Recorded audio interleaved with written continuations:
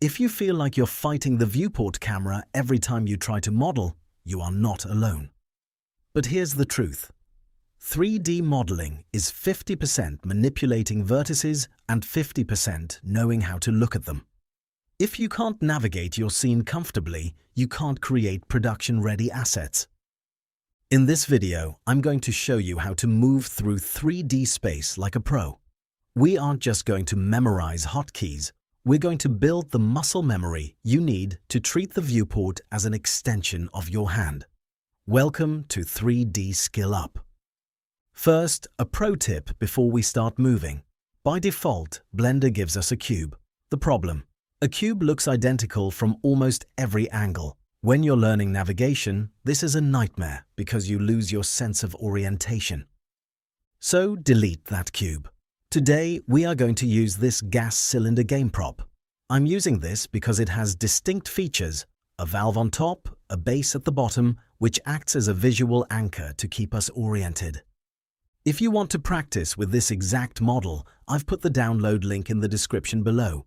And if you're curious how this was made, I actually have a full start-to-finish workflow on the channel, from modeling to texturing this exact prop.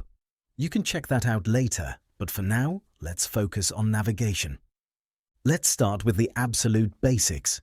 Your mouse is your primary camera operator. First is orbiting. Press and hold your middle mouse button and drag. Think of this as walking around the prop. You stay focused on the center, inspecting the silhouette. Second is panning. Hold Shift plus middle mouse button. Now, you aren't rotating, you are sliding the view laterally. Use this to scan along the length of the cylinder or to recenter the top valve if it drifts off screen.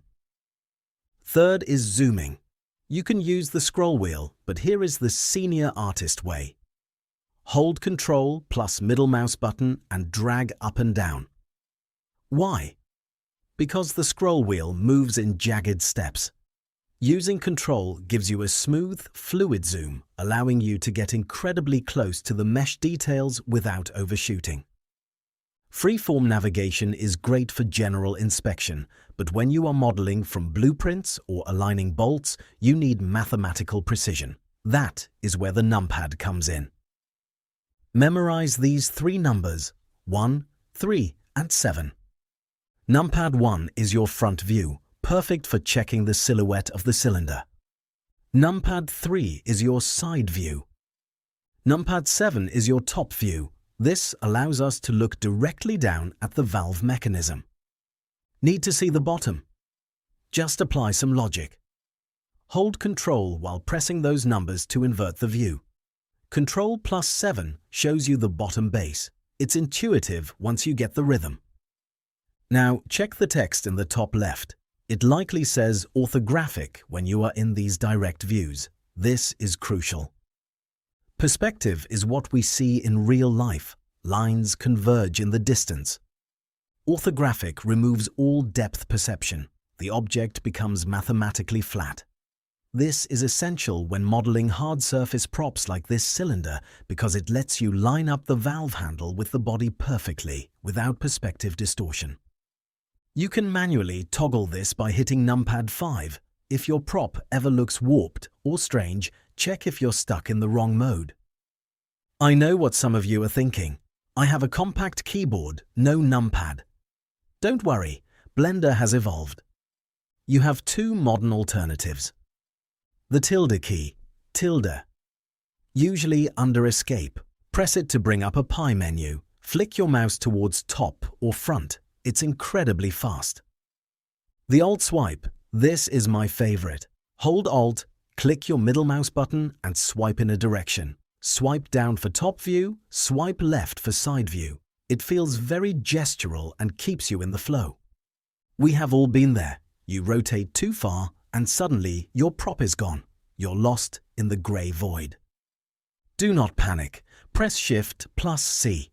This is the Frame All command. It grabs everything in your scene and pulls it back to the center.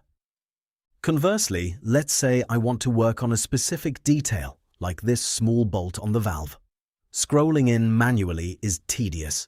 Instead, select the bolt and tap the period key on your numpad. The camera snaps instantly to focus on that selection and resets your rotation center around it. I use this constantly when detailing high poly assets. Finally, there is the view that matters most. The render view. Press numpad 0. This shows you exactly what the final image will be. Whether you are making game assets or cinematics, get into the habit of checking this to see how your silhouette reads in the final frame. Navigation might seem dry, but it is the foundation of your speed. Practice these toggles until your fingers do them without you thinking. Remember, you can grab this gas cylinder model in the description to practice with. And if you want to learn how to create assets of this quality from scratch, check out the full workflow tutorial right here on the channel. Make sure to subscribe for more industry standard techniques. Visit 3dskillup.art and I'll see you in the next video.